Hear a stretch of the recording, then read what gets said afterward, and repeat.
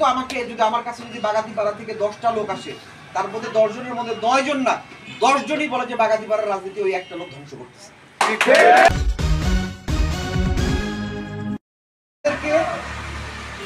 আপনারা যে দাবিগুলো করছেন, এই দাবিগুলোর মধ্যে একটা দাবি সর্বপ্রথম আমি আমার মুখ দিয়ে উচ্চারণ করছি এবং যেই দাবিটা আমি আমার জীবদ্দশায় পূরণ করি ইনশাআল্লাহ, সেটা হচ্ছে লালপুর এবং বাগাতিপাড়াতে রাজনীতির কোনো সিন্ডিকেট থাকবে না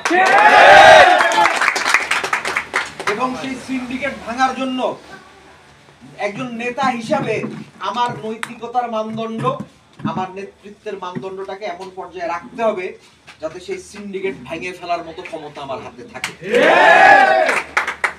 আমাকে কোনো সস্তা নেতৃত্ব দিলে চলবে না। এখানে লালপুর বাগাতিপাড়ার যে রোগ ডায়াগনোসিস হয়েছে,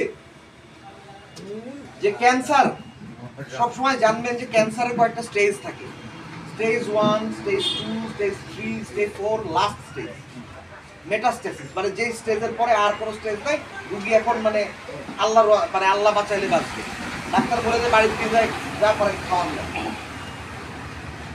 আমি কখনো দেখতে চাই না যে ফজলুর রহমান পটলের স্মৃতি বিজড়িত লালপুর বাগাতিপাড়ার রাজনীতির এই অবস্থা হোক।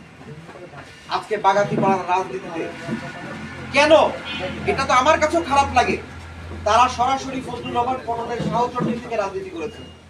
তারা ফজলুর রহমান পটলের সর্বোচ্চ আশীর্বাদ পুষ্ট, ফজলুর রহমান পটলের কাছ থেকে এমন কোন সুবিধা নাই তারা নেয় নাই।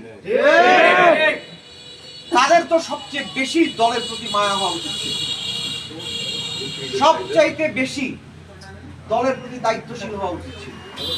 আমি খুব খুশি হইতাম আজকে যদি শুনতাম যে মোশাররফ সাহেব খুব সুন্দরভাবে বাগাতিপাড়া চালাচ্ছেন, কিন্তু এই কথাটা তো আমাকে যদি আমার কাছে যদি বাগাতিপাড়া থেকে 10টা লোক আসে, তার মধ্যে 10 জনের মধ্যে 9 জন না 10 জনই বলে যে বাগাতিপাড়ার রাজনীতি ওই একটা লোক ধ্বংস করতেছে।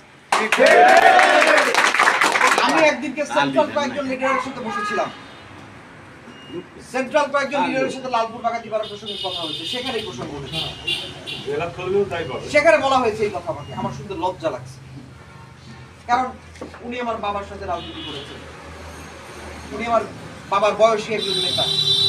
আজকে আমি একটা জায়গায় গেছি, আমাকে বলা হচ্ছে তোমার ওখানে অমুক নেতা, উনি কি কি কাজ করেন এই সমস্ত কথা। আপনারা আজকে আমার বাসায় বেড়াতে আসছেন, আমাকে দেখতে আসছেন, সুন্দর দিন, আমি এই সমস্ত কথা বলবো না, কিন্তু এই নেতৃত্বটা যে ব্যর্থ হয়েছে এটাতে কোনো সন্দেহ নেই। আর দ্বিতীয় আরেকটা বিষয়, রশিদ চৌধুরীর যে বিষয়টা, যেই লোক 2008 সালে ঘোষণা দিয়ে দল থেকে নাম কাটায়, সেই লোক 2024-এর 5ই আগস্টের পরে পদ দাবি করার সাহস পায় কিভাবে? এই কথা আমি সেন্ট্রালের কাছে চিৎকার করে বলবো, এবং যদি এই ন্যায্য দাবি না রাখা হয়, আমি প্রয়োজন হলে বিদ্রোহ করা হবে।